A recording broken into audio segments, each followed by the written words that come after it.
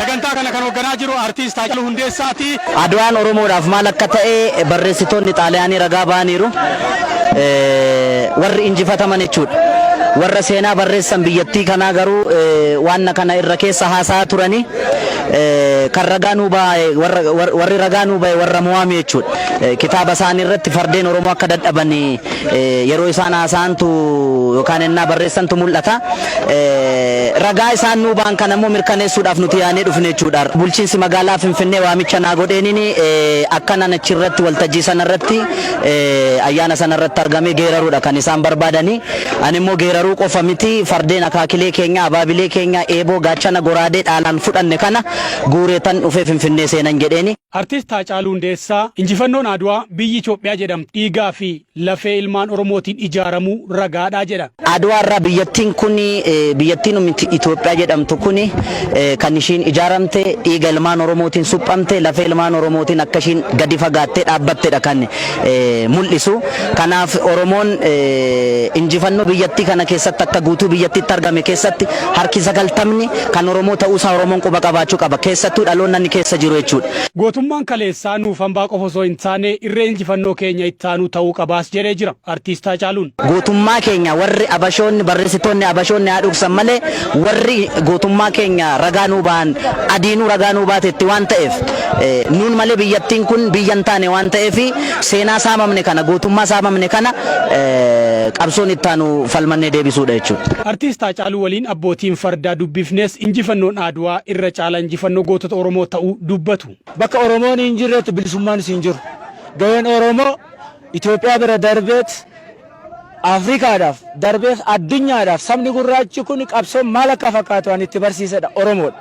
Kanaaf Oromoon gaheensa asitti waan xinnootti himamuu miti iddoo guddaatti himamudha. Adwaan hiikni inni qabu biyyi kun akka koloneeffamne akka Xaaliyaanii jalatti hin galle dubartoonni Oromoo daakuu daaktee qopheessitee galaa tolchuudhaan dhiirri Oromoo immoo eeboo qaratee gaachana qabatee asii deemee Adwaatti dhaqee lolee faranjii fixee karaa karaatti illee bakka akka hin dabarre illee godhee bakka hundatti asiin karaa Garasuu Dhukiifaa asiin Baalchaa Saafoofaa asiin Kunee Lamuufaa jiru.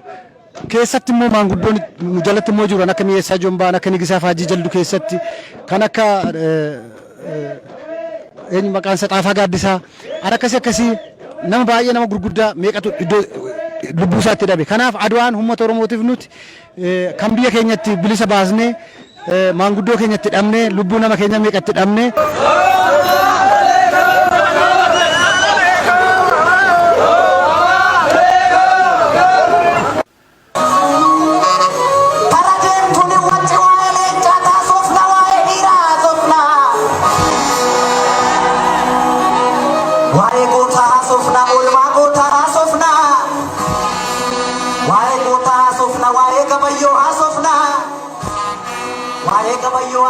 Kabayyo gurmuu haasofna waa'ee Baalchaa haasofna Baalchaa Saafoo haasofna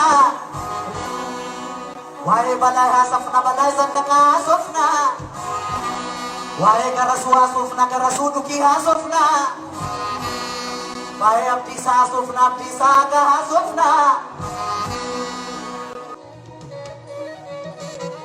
ta'een Baalchaa koo faarsaa.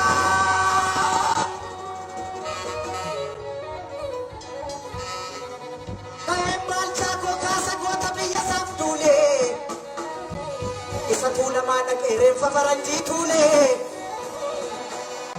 nagama ae Baalchaa ko farsa goota biyya saaf dule isa tula maka isa Finfinnee kere faranji tule Balaay Zannaqaan kasa